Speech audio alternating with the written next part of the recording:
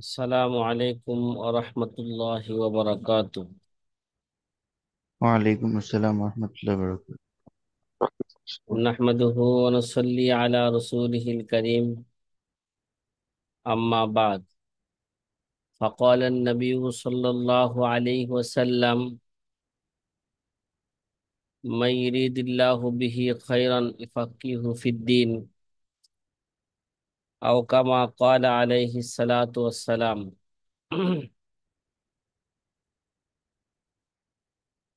প্রিয় আজিজ ছাত্র ভাইয়েরা,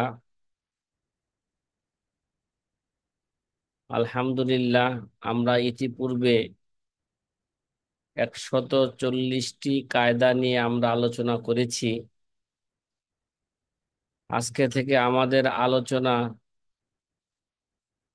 141 কায়দা থেকে শুরু হতে যাচ্ছে।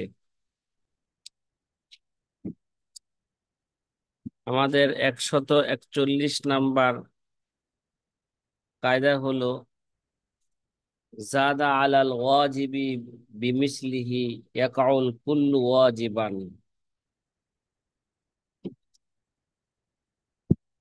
41 কায়দার অর্থ হচ্ছে, ওয়াজিব বিষয়ের সাথে যদি সমগোত্রীয় তার মতো কিছু বৃদ্ধি করা হলে পুরাটাই এটা ওয়াজিব হয়ে যায়। কি হয়ে যায়? আব্দুল হাফিজ ভাই, আহ, অর্থ বুঝা আসছে? জি জি আলহামদুলিল্লাহ। জাদা আলাল ওয়াজিবি বিমিসলিহি ইয়াকাউল কুল্লু ওয়াজিবান। ওয়াজিব বিষয়ের সাথে তার মতন আরো কিছু বৃদ্ধি করা হলে পুরোটাই কি হয়ে যায়? ওয়াজিব হয়ে যায়। এই কায়দা থেকে বেশ কিছু মাসালা ইস্তেসনা করা হয়েছে, কারণ সমস্ত কায়দা কি নয়, কায়দায় কুল্লিয়া নয়, কায়দায় আকসারিয়া। এর জন্য আমরা বলতে পারি এই কায়দার মধ্যে কিছুটা কি আছে, ইখতিলাফ আছে।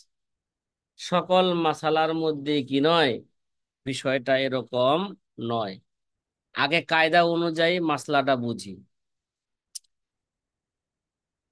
যে জাদা আলাল ওয়াজিবি বিমিসলিহি ইয়াকাউল কুল্লু ওয়াজিবান। ওয়াজিব বিষয়ের সাথে সমগোত্রীয় কিছু বৃদ্ধি করা হলে পুরাটাই ওয়াজিব হবে। যেমন নামাজের মধ্যে কোরআন তেলাওয়াত করা, এটা হচ্ছে ফরজ। নামাজের মধ্যে কি কতটুক তেলাওয়াত করা ফরজ? ছোট 3 আয়াত। ছোট কি? ছোট 3 আয়াতে সবচেয়ে কম অক্ষর কত হয়? হ্যাঁ, কথা কয় না। 30টা। কয়টা জি, অক্ষর হয়? নিশ্চয়।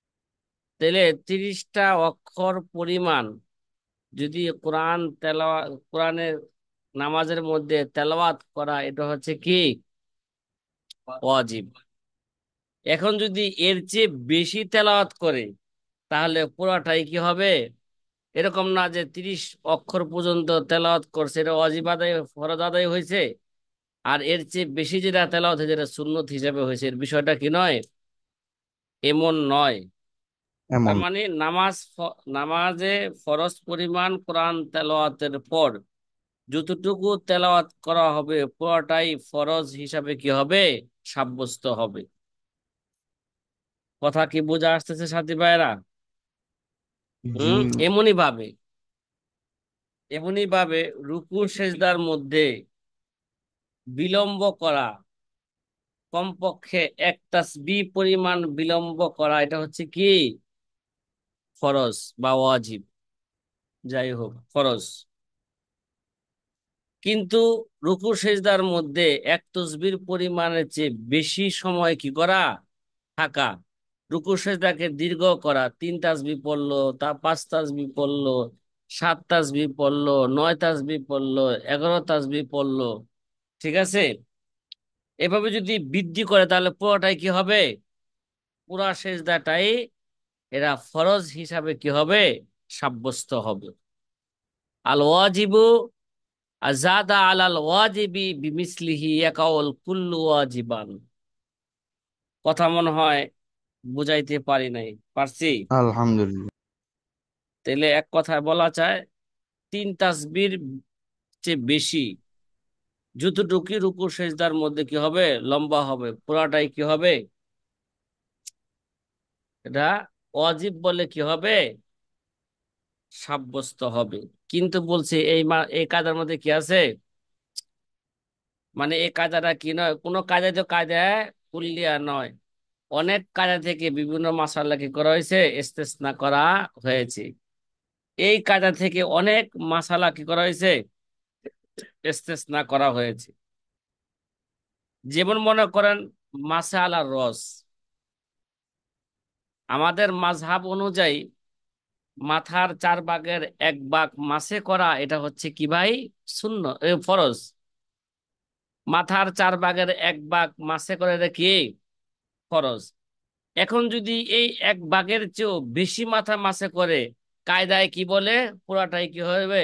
ফরজ হিসাবে সাব্যস্ত হবে। কিন্তু বিষয়টা এরকম নয়। বিষয়টা কি নয়? হাবিবুল্লাহ মন্ডল ভাই, যিনি আমাদের সাথে সুদূর ইন্ডিয়া থেকে কি হয়েছেন? সংযোগ বিষয়টা এমন হয়েছেন। নয়। তিনি কি জি আমাদের কথা বুঝতেছেন? হাবিবুল্লাহ মন্ডল জি ভাই, জি আলহামদুলিল্লাহ বুঝতে পারছি। আলহামদুলিল্লাহ। তাহলে বোঝা গেল এই কাজা থেকে বাংলা অনেক ভাষা। মাসলা কি আছে? ইস্তেসনা আছে। যেমন বলতেছিলাম, মাথার 4 ভাগের 1 ভাগ মাসে করে এটা কি? ফরজ। এখন যদি পুরা মাথায় মাসে করা, এটা ফরজ হিসেবে সাব্যস্ত হবে না। কারণ আমরা বলছি অন্য হাদিস দ্বারা প্রমাণিত হয়েছে পুরা মাথা এটা মাসে করা বেশি থেকে বেশি কি বলা যাবে? এটাকে সুন্নত হয়ে যাবে। ঠিক আছে? এমনি ভাবে মনে করেন অজুর মধ্যে অঙ্গ প্রত্যঙ্গ গুলো ধোয়া, এটা একবার ধোয়া, এটা কি? একটা অঙ্গ একবার ধুইতে যতবার পায় না কোনো সমস্যা না, কিন্তু একবার ধোয়া কি? পুরোটা একবার ধোয়া এটা ফরজ। এখন যদি এই ফরজকে যদি তাকরার করা হয়, মানে 2বার ধুইলো বা 3বার ধুইলো, 2বার বা 3বার ধোয়া পোয়াটাই কি হবে না? ফরজ হবে না। একবারের অতিরিক্ত ধোয়া এটা কি হবে? এটা সুন্নত হবে। কি হবে? এমনি ভাবে মনে করেন সুন্নত হবে। কোরবানি, তো একটা জানোয়ার কোরবানি করা ওয়াজিব। কথা কয় না? একজন উপরে কোরবানি কি হয়েছে? ওয়াজিব হয়েছে। যে কোরবানি ওয়াজিব হয়েছে, সে একটা হয়তো ছাগল কিনছে, অথবা সে একটা কি কিনছে? গরু কিনছে। তাইলে এখন মনে করেন গরু কিনলে তো এক নাম দেয় কি হয়ে জায়গা? কথা কয় না? ওয়াজিব আদায় হয়ে যায়। তাইলে এমন মনে করেন একই জানোয়ার, একটা জানোয়ার তার উপর কি? ওয়াজিব। কিন্তু এখন যদি সে যদি কি করে আরো জানোয়ার অতিরিক্ত কিনে, সে কোরবানির সময় 5টা কিনছে, 500টা কি তার জন্য অজীব হবে? কারণ কায়দায় কায়দায় কি বলে? বলেন, আর জাদা আলাল ওয়াজিবি বিমিসলি ইয়াকাউল কুল্লু ওয়াজিবান, সবগুলাই কি হবে? ওয়াজিব হয়। বাস্তবে এর বিষয়টা কি নয়? এরকম নয়। এই মাসলার ক্ষেত্রে শুধু একটা জানোয়ার কোরবানি করা ওয়াজিব হবে, বাকি জানোয়ার গুলো কোরবানি করা তার জন্য কি হবে? নফল হবে। কথা কি বুঝতে পারছেন সাথী ভাইরা? এমনি জি। ভাবে আরো কিছু মাসলা ইস্তেসনা করা হয়েছে। যেমন মনে করেন বিবিকে খুরপুশ দেওয়া। ঠিক আছে? মাসে কত টাকা একটা মহিলার কি লাগে? খুরপুশ লাগে। এটা হয়তো কাজীর মাধ্যমে অথবা পঞ্চায়েতের মাধ্যমে এটা নির্ধারণ করা হয়েছে। কি করা হয়েছে? নির্ধারণ করা হয়েছে। এই ফ্যামিলির কন্যার কমপক্ষে মাসে কয় হাজার লাগে? 2,000 টাকা লাগে নফকা খরচ। কত হাজার লাগে? ওই ভাই, সবাই কি একভাবে চলতে পারে? কথা কয় না। জি না। নিম্ন শ্রেণীর মানুষ দেখা যায় সে যদি টিন সেটে ভাড়া থাকে, টিন সেটে থাকতে পারে। কিন্তু একটু হাই কোয়ালিটির মহিলারা কি টিন সেটে থাকতে পারবে? কথা বলেন না? হ্যাঁ? হুজুর গো, বউ কি টিন সেটে থাকতে পারবে? টিন শেড রাখা থাকলে দেখা যায় না পর্দার কোনো নাই, পর্দার সমস্যা। একই জি না, চুলা দিয়ে ফ্ল্যাট তো কয়েক লাগে। ফ্যামিলি কি করে রান্না করে ইত্যাদি অগাইরা জালি। তেলে মনে করেন তাহলে স্বামীর উপর যে যে কাজে যেটা নির্ধারণ করলো, তোমার স্ত্রীর খরচ হিসেবে প্রতি মাসে 2,000 দিতে হইবে, বা 5,000 দিতে হবে, বা 10,000 দিতে হবে। তাহলে এই 10,000-এর চেয়ে অতিরিক্ত যদি স্বামী স্ত্রীকে দেয়, এটা ওয়াজিব হিসাবে হবে না, কি হবে না? ঠিক আছে। আর যদি জি এরকম হয় মুতলাকান, মানে বিভিন্ন নফকা বা খরচা এটা নির্দিষ্ট করা হয় নাই, ঠিক আছে, তাহলে কি পরিমাণ খরচ করতে হবে? কথা কয় না, বিকদরি জরুরতের ওয়াজিব হবে। ওই মহিলার যতটুক, ওই মহিলার উপর যতটুক খরচ করলে খরচ করা জরুরি, অতটুক পরিমাণ খরচ করা কি এটা ওয়াজিব। এর চেয়ে বেশি যদি কি করে খরচ করে, তাহলে এটা ওয়াজিব হিসাবে কি হবে না, সাব্যস্ত হবে না। এমনি ভাবে মনে করেন জাকাত, সদকাতুল ফিতির, যার উপর যতটুক পরিমাণ জাকাত ওয়াজিব হয়েছে অতটুক পরিমাণে আদায় করা ওয়াজিব। এর চেয়ে বেশি যদি আদায় করে, তাহলে এটা নফল সদকা হিসাবে কি হবে, সাব্যস্ত হবে, ওয়াজিব হিসাবে সাব্যস্ত হবে না। কথা মনে হয় বুঝাইতে পারলাম না, পারছি? আলহামদুলিল্লাহ। হ্যাঁ। তো জি এই কায়দা থেকে আলহামদুলিল্লাহ। বহু মাসালাকে কি করা হয়েছে, ইস্তিসনা করা হয়েছে। জাদা আলাল ওয়াজিবি বিমিসলিহি ইয়াকাউল কুল্লু ওয়াজিবান। কে ঘুম শেষ হয় নাই? রাত্র তো কি হইতেছে, বড় জি শেষ। হইতেছে। রাত্রে না ঘুমায়া, সময় মতন না ঘুমায়া মোবাইল টিপলে তো ক্লাসে কি আসবে, ঘুম আসবে। ঘুম আসবে। কথা কি ক্লিয়ার? হুম। জি ধরুন। এবার আমরা আরেকটা কায়দা শুরু করতে পারি, আশা করি এই কায়দা নিয়ে যতটুক আলোচনা হয়েছে আশা করি ততটুক কি হয়েছে, যথেষ্ট হয়েছে নাকি? কায়দা নাম্বার 100 কত, 42 নাম্বার কায়দা, যে আজিয়াদাতু আলাল কিতাব নসখুন ফালা ইয়াকুনু ইল্লা বি আয়াতিন নাসিয়াতিন আও হাদিসিন মাশহুরিন নাসিন।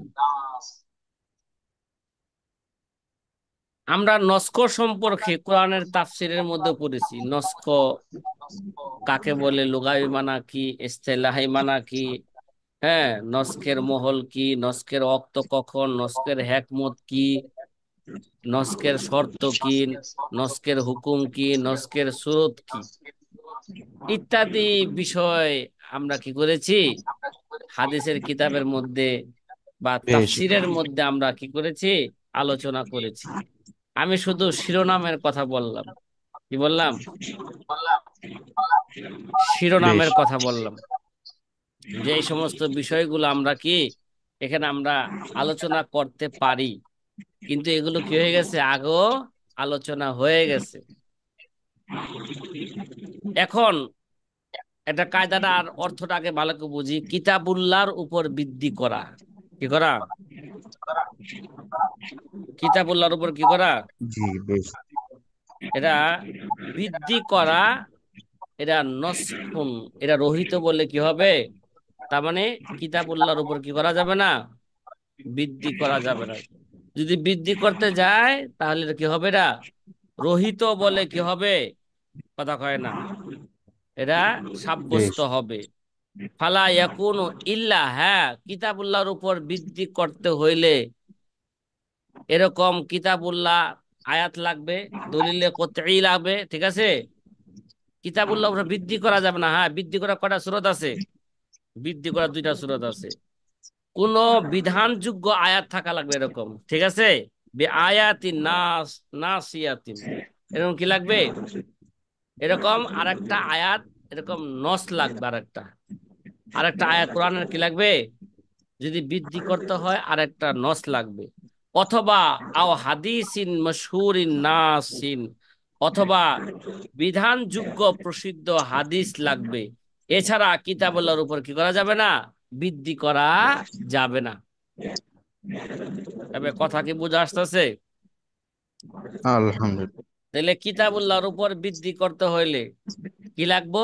হয়তো অনুরূপ আর একটা কি লাগবে, আয়াত লাগবে, অথবা হাদিসে কি লাগবে, মশহুর লাগবে। এক কথায় খবরে ওয়াহেদ বা কিয়াস দ্বারা কিতাবুল্লাহর উপর কি করা যাবে না, বৃদ্ধি করা যাবে না। সাথী ভাইরা কথা কি বুঝে আসতেছে? যে সমস্ত আলহামদুলিল্লাহ। সাথী ভাইরা মিউট করে রাখেন নাই, তারা একটু মিউট করলে ভালো হয়। খুব ভদ্র জি ভাষায় বললাম। যদি আপনারা বারবার ডিস্টার্ব করেন, গ্রুপ থেকে আউট করে দিব। উদাহরণস্বরূপ এই কায়দাকে সামনে রেখে একটা উদাহরণ পেশ করি। যেমন আয়াতুল উযু। আয়াতুল উযুর মধ্যে আল্লাহ পাক কি বলেন? ইয়া আইয়ুহাল্লাযীনা আমানু ইযা কুমতুম ইলাস সালাত ফাগসিলু বুজুহাকুম ওয়া আইদিয়াকুম ইলাল মারাফিক দিয়াকুম ইলাল মারাফিক। ওয়ামসাহু বিরুউসিকুম ওয়া আরজুলাকুম ইলাল কাবাইন। কাবাইন। এই আয়াতের মধ্যে আল্লাহ তাআলা বললেন, যাদের ওযু নাই, নামাজের ইচ্ছা করছে, তারা হাত ধুইবে, তারা মুখ ধুইবে, হাত ধুইবে, মাথা মাসে করবে, পায়ের টাকনু পর্যন্ত ধুইবে। ঠিক না? কয়টা বিধান করলেন আল্লাহ? চারটা নির্দেশ আল্লাহ জারি করলেন। কয়টা নির্দেশ? চারটা নির্দেশ। এখন যদি আমরা খবরে ওয়াহেদের মাধ্যমে বলি ওযুর শুরুতে বিসমিল্লাহ পড়া ফরজ, কি কি বললাম? ওযুর শুরুতে কি পড়া? বিসমিল্লাহ পড়া বেশ। ফরজ। নিয়ত করা ফরজ। লাগাতার ওযু করতে হবে। ধারাবাহিক ভাবে কি করতে হবে? ওযু করতে হবে, যেটা খবরে ওয়াহেদের মধ্যে আছে। কি আছে? তাহলে এই জি খবরে ওয়াহেদ দ্বারা কোরআনের উপর কি করা যাবে না, বৃদ্ধি করা যাবে না। কোরআনের উপর বৃদ্ধি করতে হলে অনুরূপ কোরআন লাগবে, অথবা হাদিসে মশহুর লাগবে। যেগুলো আছে নিয়ত করা, হ্যাঁ, নিয়ত করতে হবে ওযুর মধ্যে, এগুলো খবরে ওয়াহেদ। ধারাবাহিক ভাবে ওযু করতে হবে, এগুলো কে? খবরে ওয়াহেদ। ওই সমস্ত হাদিস দ্বারা আমরা বেশি থেকে বেশি এগুলোকে সুন্নত বলতে পারি, আমরা ফরজ বলতে পারবো না। কথা মনে হয় বুঝাইতে পারলাম না। জি আলহামদুলিল্লাহ। বুঝাইতে পারছি? কিন্তু এই কায়দার মধ্যে একটা মাসালা কি আছে, ইস্তেসনা আছে। তবে সে ইস্তেসনা রয়েছে, তবে মুজার উপর মাসে করার বিষয়টা ভিন্ন। কি ভাই? মুজার উপর বিষয়টা কি জি ভিন্ন, কেননা সেটি খবরে মশহুর দ্বারা বৃদ্ধি করা হয়েছে, যা বৈধ বিষয়। যা কি বিষয়? এই মিয়া, জি মুজার উপর যে মাসে করা, ওযুর সময় মুজার উপর মাসে করা, যে এটা বৈধ, এটা কোরআনে কইছে? কথা কয় না। এখানে কোরআন নিশ্চুপ না? জি তারপরেও মুজার উপর মাসে করা আমরা বৈধ বলি কেন? এরা খবরে মশহুর দ্বারা কি হয়েছে, যেহেতু খবরে মশহুর দ্বারা প্রমাণিত হয়েছে, এই জন্য কিতাবুল্লাহর উপর কি করা হয়েছে, বৃদ্ধি করা হয়েছে। কথা কয় না। কিতাবুল্লাহ কি করা হয়েছে, বৃদ্ধি করা হয়েছে। জি সাথী ভাইয়েরা, আমি আশা করি আমি সংক্ষিপ্ত আকারে যে কথাটা, যে উদাহরণটা দিয়েছি, মনে হয় আপনারা সকলেই আলহামদুলিল্লাহ। বুঝতে পারছেন। এর চেয়ে বেশি আলোচনা করার প্রয়োজন হলে আলোচনা শুরু হয়ে যাবে। নস্কের লুগাবি অর্থ কি, ইস্তেলাহি অর্থ কি, নস্কের আরকান কি, নস্কের মহল কি। ঠিক আছে? নস্কের মহল কোনটা? ফুরুই আহকাম। কি ভাই? শাখাগত মাসালা। কিন্তু উসুলি দিন আকায়েদের মধ্যে নস্ক হবে না কখনো। কি হয় না? কিসের মধ্যে? উসুলে দিন আকায়েদের মাসালার মধ্যে কখনো কি হবে না, নস্ক হবে। নস্ক কিসের মধ্যে হবে? ফুরঈ মাসালার ক্ষেত্রে, ফুরঈ বিধি বিধানের ক্ষেত্রে। নস্কের অক্ত জি কখন? এখন আর নস্কের কোনো কি নাই, সুযোগ নাই। ওহির জামানায় কি ছিল? নস্কের সময় ছিল। কথা বলেন না? হ্যাঁ, জি কথা কি বুঝতেছেন? জি আলহামদুলিল্লাহ। হুম। আলহামদুলিল্লাহ। নস্কের হেকমত কি? কথা কয় না। জামানার পরিবর্তনের সাথে সাথে কি করা হয়, বান্দার এই পরিবর্তন হয়েছে কেন, বিধান ওই জামানায় বান্দার মুসলিহাতের দিকে লক্ষ্য কইরা। কি রে ভাই, দুনিয়া তো ডাক্তারও কি করে, কথা কয় না, দেখে না, এক সপ্তাহ এক এক ধরনের জি প্রেসক্রিপশন লেখে, মানে এই সপ্তাহে ওই ওষুধটা খাওয়া তার জন্য কি ছিল, জরুরি ছিল। পরের সপ্তাহে এটা খাওয়া তার জন্য কি হবে না, ভালো হবে না। এই জন্য তার অন্য আরেকটা খাইলে তার জন্য শরীরের জন্য কি হবে, ভালো হবে। এই জন্য ডাক্তার এক সপ্তাহ পরে ভিন্ন ওষুধ লেখে। তারপর কিছুদিন পরে দেখা যায় না, এই ওষুধটা কি চলতে হবে, এর পরিবর্তন করলে ঝামেলা হবে, এইবার পরে লেখা দেয় চলবে। কি, এবং বলে দেয় যতদিন বাঁচা থাকেন ততদিন পর্যন্ত এটা কি খেয়ে যেতে হবে। জি কথা কয় না, কথা কি বোঝা আসতেছে সাথী ভাইয়েরা? হুম। জি নস্কের শর্ত, ঠিক আছে, নস্কের শর্ত কি, এটা একটা গুরুত্বপূর্ণ একটা শর্ত হইলো, নাসেক মানসুক উভয়টা শক্তির দিক দিয়া কি হইতে হইব, সমান সমান হইতে হইব, অথবা নাসেক মানসুকের চেয়ে কি হইতে হইব, হ্যাঁ, বেশি শক্তিশালী হতে হবে। কথা কয় না। এছাড়াও আরো অনেক শর্ত আছে, একটা শর্তের কথা বললাম, বললাম একটা শর্ত কি, নাসেক মানসুক দোনোটা শক্তির দিতে কি দেব, বরাবর হইতে হবে, অথবা নাসেক বেশি শক্তিশালী হইতে হইবে। বেশি কি, নস্কের হুকুম কি, পূর্বে যেই হুকুম ছিল নস্কের দ্বারা পূর্বের হুকুম রহিত হইয়া নতুন হুকুমের উপর কি করতে হবে, আমল করতে হবে। এটা কি নস্কের হুকুম। নস্কের সুরত কি, আমরা জানি যে নস্কের চারটা সুরত আছে। কয়টা? কোরআন ধারা কোরআনের আয়াত নস্ক হয়, কি বললাম, কোরআন ধারা কোরআনের আয়াত নস্ক হয়। কোরআন কোরআন কোরআনের নস্ক হাদিস দ্বারা হয়, মানে হাদিসে মশহুর লাগবে, কি লাগবে, হাদিসে মুতাওয়াতির বা হাদিসে কি লাগবে, মশহুর লাগবে। 3 নাম্বার সুরত, হাদিস নস্ক হয় কোরআন দ্বারা। কি দ্বারা? জি হাদিস নস্ক হয় কি দ্বারা, কোরআন দ্বারা। 4 নাম্বার সুরত, হাদিস নস্ক হয় হাদিস দ্বারা। কি রে ভাই, হাদিস হাদিস দ্বারা কি হয়, নস্ক হয়ে যায়। কথা কি ভাই বুঝে আসতেছে? কথা কয় না। জি আলহামদুলিল্লাহ। আলহামদুলিল্লাহ। তাহলে এই কথাগুলো কি রাখেন, জেহেনে রাখেন, যে নস্ক সম্পর্কে বিস্তারিত আলোচনা কোথায় চলে গেছে, তাফসিরের কিতাবের মধ্যে বা হাদিসের কি নস্কের আলোচনায় চলে গেছে। এগুলোকে আর তাকরার করতে চাচ্ছি না। যদি আপনারা প্রয়োজন মনে করেন তাহলে করতে পারি। জি। বলেন। 142 নাম্বার কায়দা আর 143 নাম্বার কায়দা এক ও অভিন্ন। কি বললাম, এক ও অভিন্ন, অর্থাৎ এটা মুরাদিফ কায়দা বা আগের কায়দারই অংশ বলা যায়। কি বলা যায়? 143 নাম্বার কায়দায় কি আছে, আর জিয়াদাতু আলা নসে ফি ফি মানান নসকি।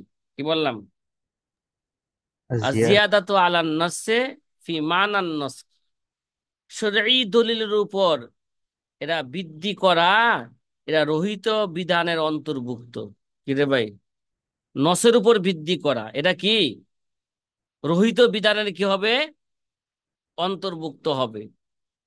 এবার ভালো করে বুঝেন, নস বলতে শরঈ নসও হইতে পারে, নস দ্বারা মুতলাক নসও হইতে পারে। এই, কি বললাম, নস দ্বারা যেমন কে, হ্যাঁ, নসে শরঈও হইতে পারে, নস দ্বারা মুতলাক নসও হইতে পারে। মুতলাক নস দ্বারা অর্থাৎ মানুষের ওই কালাম যেটা একটা উদ্দেশ্যের জন্য বলা হয়েছে, কি ভাই, চালানো হয়েছে, মানুষের কি ওই কালাম যেটা কি একটা উদ্দেশ্যের জন্য কি হয়েছে, আনা হয়েছে, ওইটাও নস, ওইটাও কি নস, কিন্তু ওই নসকে বলা হয় নসে কি মুতলাক। ঠিক আছে, এবং ওই উদ্দেশ্য দ্বারা তার কালাম কি হয়, একেবারে কি হয়ে যায়, সুস্পষ্ট হয়ে যায়। আগের কায়দার মেসাল তো কোরআন দ্বারা দিয়েছিলাম, ইয়া আইয়ুহাল্লাযীনা আমানু, শরীঈ নস দ্বারা, ইয়া আইয়ুহাল্লাযীনা আমানু ইযা কুনতুম ইলাস সালাত ফাগসিলু বুজুহাকুম ওয়া আইদিয়াকুম ইলাল মারাফিকি ওয়ামসাহু বিরুসিকুম ওয়া আরজুলাকুম ইলাল কাবাইন। ওটা ছিল নস্যে শরীঈর উদাহরণ। কি এবার নসে মুতলাকের একটা কি দেই, উদাহরণ পেশ করি। ভাই, নসে মুতলাকের উদাহরণ দিব। জি দেন। আচ্ছা। ইনশাল্লাহ। হ্যাঁ, আমাদের ইন্ডিয়া থেকে হাবিবুল্লাহ মন্ডল ভাই বলছেন, দিলে কি হয়, ভালো হয়। নসে মুতলাক একটা, নসে মুতলাকের একটা উদাহরণ হলো এই, যদি কোনো হারবি মুসলমানের কাছে বলে তুমি আমাকে কি দাও, আরে যুদ্ধের ময়দানে বলতেছে তুমি আমাকে কি দাও, মুসলমান বলতেছে তুমি আমাকে কি দাও, নিরাপদ দাও এই শর্তের উপর, হ্যাঁ তোমাকে যদি নিরাপদ দাও, তোমাকে আমি অমুক তারিখ পর্যন্ত তোমাকে আমি 200 দিনার দিব। কি দেব? এখন মনে কর, আর যদি বলছে এই যে নস, যদি 200 দিনার আদায় না করি, কি ভাই, মানে হারবি বলল মুসলমানকে তুমি আমাকে 1 মাসের জন্য কি দাও, নিরাপদ দাও। তোমাকে আমি নিরাপদ দিলে তোমাকে আমি 1 মাসের মধ্যে কি দিব, 200 দিনার আমি দিব। যদি তোমাকে আমি না দেই, তাহলে তোমার মাঝে আর আমার মাঝে কি থাকবে না, কথা কয় না, এই আমান থাকবে না, এই নিরাপত্তা থাকবে না, কথা কয়। তাইলে এই হারবি ব্যক্তির যে নস, আমি তোমাকে কি দিব, তুমি আমার নিরাপদ দিলে আমি তোমাকে 200 দিরহাম দিব। যদি 200 দিরহাম না দেই, তোমার মাঝে আর আমার মাঝে কি থাকবে না, এই আমান থাকবে না, নিরাপত্তা থাকবে না। কথা মনে হয় বুঝাইতে পারতেছি না, পারতেছি? আলহামদুলিল্লাহ। এখন জি যদি আলহামদুলিল্লাহ, বুঝতে পারছি। ওই তারিখ যদি অতিবাহিত হয়ে যায়, আর ওই হারবি ব্যক্তি যদি 200 দিরহাম না দেয়, তাহলে এই হারবি মালে ফায়ের গনিমতের মাল হিসাবে সাব্যস্ত হয়ে যাবে। কে যাবে গা, মালে ফায় হয়ে যাবে। কথা কি বুঝতেছেন? এখন কাজীর ফয়সালা ছাড়াই, এখানে আর কাজীর ফয়সালার প্রয়োজন নাই, স্বয়ং ওই হারবির কথাই কি ছিল, হারবি তো নিজেই বলছিল যে আমি এই সময়, হ্যাঁ এই সময় পর্যন্ত তুমি আমাকে নিরাপদ দাও, ঠিক আছে। এবং তার জন্য সে নিজেই কি করছিল, শর্ত করছিল তোমাকে আমি কি দিব, নিরাপদ দিলে 100 দিরহাম 200 দিরহাম দিব, না দিলে তোমাদের মাঝে আমার মাঝে কি থাকবে না, কথা কয় না, আমান থাকবে না, নিরাপদ থাকবে না। যেহেতু সে তারিখ পর্যন্ত আদায় করে নাই, কে, তাহলে ওই তারিখ পর্যন্ত আদায় করে তার জন্য কি ছিল, নস ছিল, নসে মুতলাক, ঠিক আছে। এখন আর কাজীর ফয়সালা কোনো কি নাই, কথা কয় না। এখন কাজীর ফয়সালা জি। যদি করা হয়, তাহলে এই নসের উপর কি করা হবে, বৃদ্ধি করা হবে। যদি বলা হয় কাজীর ফয়সালা লাগবে, কথা কয় না, কি লাগবে এখানে, তাকে মালে ফাই বানাতে হলে কি লাগবে, কাজীর ফয়সালা লাগবে। তাকে গোলাম বানাইতে হইলে কি লাগবে, কাজীর ফয়সালা লাগবে। তাহলে এই নসে মুতলাকের উপর কি করা হবে, বৃদ্ধি করা হবে, কথা কয় না, ঠিক আছে। তাহলে এই নসের উপর অতিরিক্ত করা, এটা হচ্ছে কি ভাই, রহিতরি বিধান, কি বিধান। সুতরাং এখানে কাজীর ফয়সালার মাধ্যমে নসের উপর, এই নসে মুতলাকের উপর কি করা যাবে না, বৃদ্ধি করা যাবে না। কথা কি বোঝা আসছে? হ্যাঁ সাথী ভাইয়েরা, আর জিয়াদাতু আলান নসে ফি মানান নসকে, হাবিবুল্লাহ মন্ডল ভাই, কথা কি বোঝা জি আসছে? জি, হ্যাঁ, বুঝতে জি। পারিনি। কি বুঝতে জি পারেন হুজুর, নাই? আলহামদুলিল্লাহ। হাবিবুল্লাহ মন্ডল ভাই বুঝতে পারেন নাই, হারবির যে কথাটা, এই কথাটা নস, কি ভাই। তাইলে জি হারবি যদি ওই কথা অনুযায়ী আমল না করে, তাহলে সে কি হয়ে যাবে গা, মুসলমানের গোলাম হিসাবে, মালে ফাই হিসাবে কি হয়ে যাবে গা, সে সাব্যস্ত হয়ে যাবে। হারবির কথাটাই কি ছিল, নস ছিল। এখানে কাজীর ফয়সালার কোনো কি নাই, প্রয়োজন নাই। এখন যদি বলা হয় তাকে গোলাম বানাইতে হইলে কাজীর ফয়সালা লাগবে, তাকে মালে ফাই বানাইতে হইলে কি লাগবে, গোলাম, কাজীর ফয়সালা লাগবে, তাহলে নসে মুতলাকের উপর কি করা হবে, এটা বৃদ্ধি করা হবে, কি করা হবে, নসে মুতলাকের উপর কি করা যাবে না, কথা কয় না। যেটা বৃদ্ধি করা হবে, এটা রহিত বিধান হিসাবে কি হবে, সাব্যস্ত হবে। সুতরাং কাজীর ফয়সালা এটা রহিত বিধান হিসাবে কি হবে, সাব্যস্ত হবে।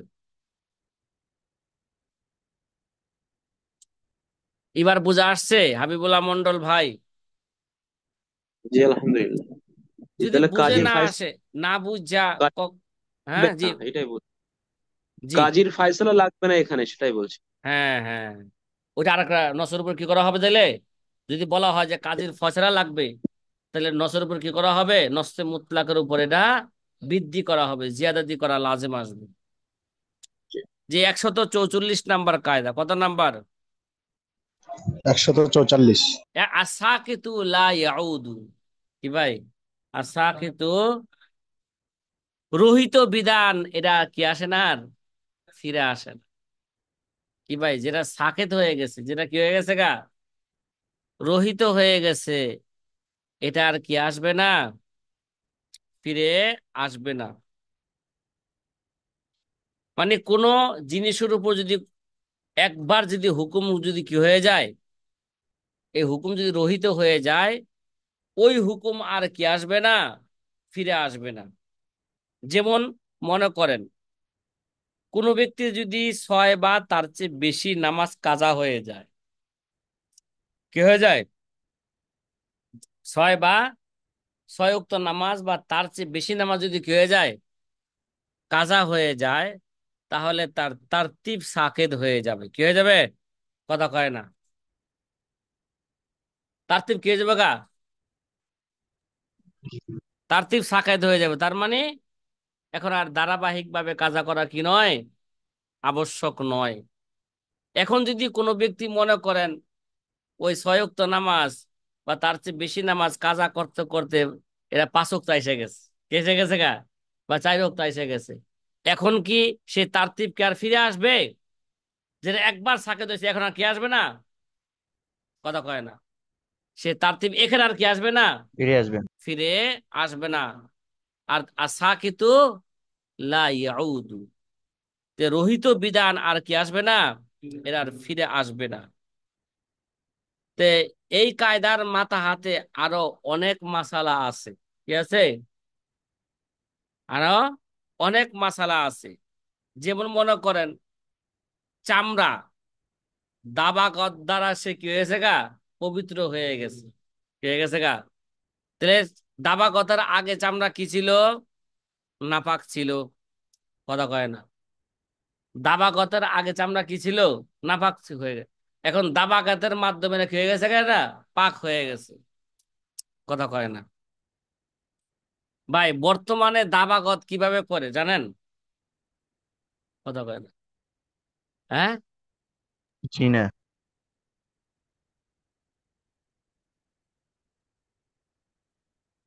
আসলে বললে আপনারা ভালো হয়। দাবাগত বলতে কি বুঝেন? হুম, এটা রোদ্রে শুকায়া তার দুর্গন্ধ কি করা, দূর কইরা তাকে মজবুত বানানো, ঠিক না? কি করা? এটা লবণ দিলে সহজ হয়। লবণ দিয়ে এটা কি করলো, রোদ্রে শুকাইলো। এখন তো মেশিনের মাধ্যমে এটা পরিষ্কার কইরা, এটা মেশিনের মাধ্যমে শুকায়া কি করে ফেলে, শক্ত করে ফেলে। এখন এখন মনে করেন একটা দাবা গতের মাধ্যমে চামড়াকে কি করা হইলো, পাক করা হইলো।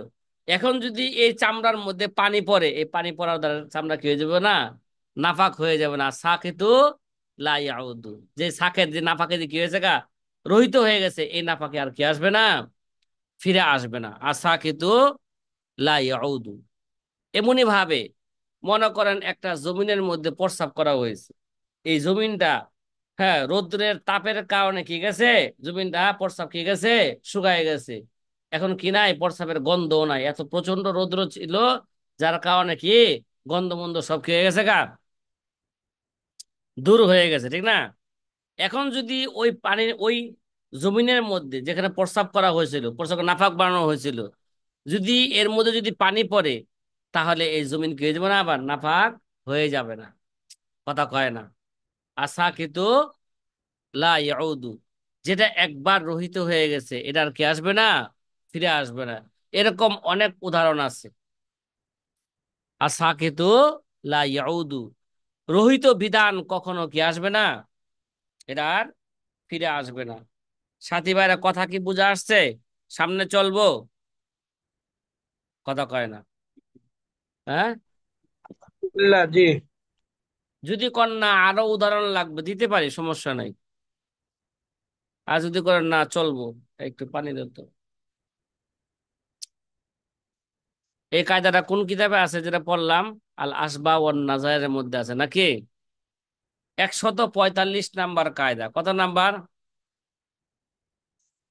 একশত 145। পঁয়তাল্লিশ নাম্বার কায়দা। যে আসুকরান মিন মুহাররামিন কাসাহি। কি ভাই? কাসাহি। মুহাররম মানে হারাম বস্তু দ্বারা মাতাল হওয়া ব্যক্তি। কি ভাই?